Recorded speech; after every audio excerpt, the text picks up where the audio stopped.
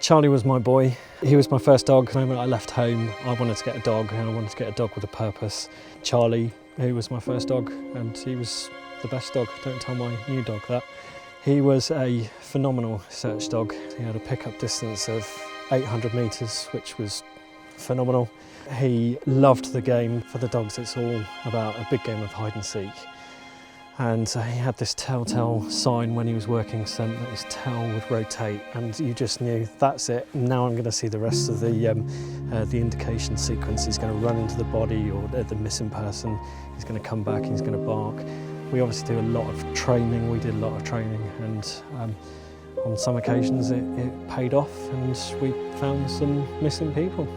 Charlie's first find was of a missing lady in Ferndown area. We were on one of the last searches of the day, as it normally seems to happen, and the telltale sign happened. His tail started rotating, and I was like, can there be somebody over there? We're in the middle of nowhere. We went into a ditch where this person was. Sure enough, there was a little old lady there with a dog that she was grabbing onto to keep herself warm and keeping herself alive, basically. Charlie came back and indicated to me, and I actually forgot to reward Charlie, so Charlie gets a toy as his reward. I was saying to the lady that had just been found, making sure she was okay, and Charlie was just there waiting for me, looking, waiting for his toy. And I realised, yeah, I've forgotten to reward you. Got the toy out of my back pocket. It was just a squeaky ball, and gave it to him. And as we helped the lady up to her feet and checked that she was okay, and she started walking back, Charlie kept dropping the toy at the lady's feet. It didn't matter how cold this lady was and how vulnerable she'd been,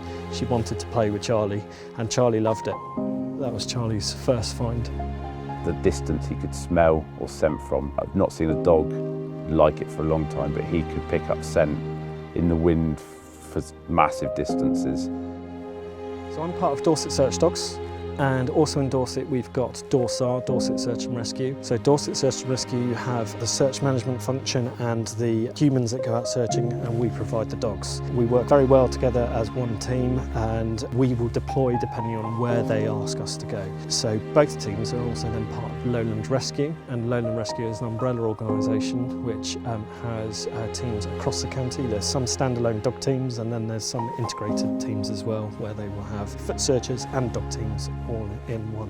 It's a massive commitment, and some people may start joining the team without realising how much commitment's involved, but it is very rewarding. I started training Charlie, and I was finding my own way really. I didn't really know what I was doing, but it seemed to be working. And then I was aware of Lowland Search Dog team in Hampshire, so I originally joined them with Charlie, and that's where Charlie first became qualified in level 2 searching route and paths. I set up the Dorset Search Dogs in 2006. We started off with just, I think there was just 2 or 3 people. It was hard work. We had to do fundraising. We were just scrabbling about for all sorts of stuff, but the main focus was on the dogs and training the dogs. He became qualified as a level 3 dog, and then became more and more qualified. It was like a duck to water.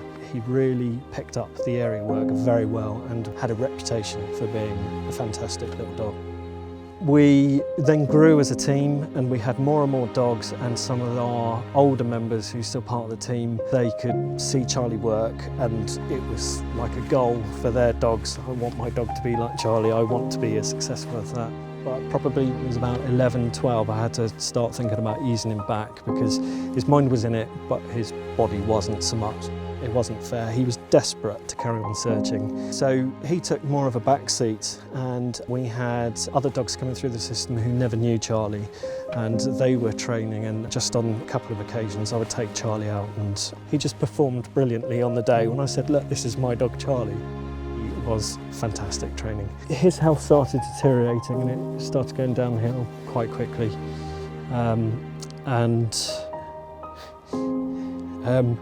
It was, he was diagnosed with a kidney issue. We were told they didn't have long to live. And yeah, I was here really. So, listen, yeah.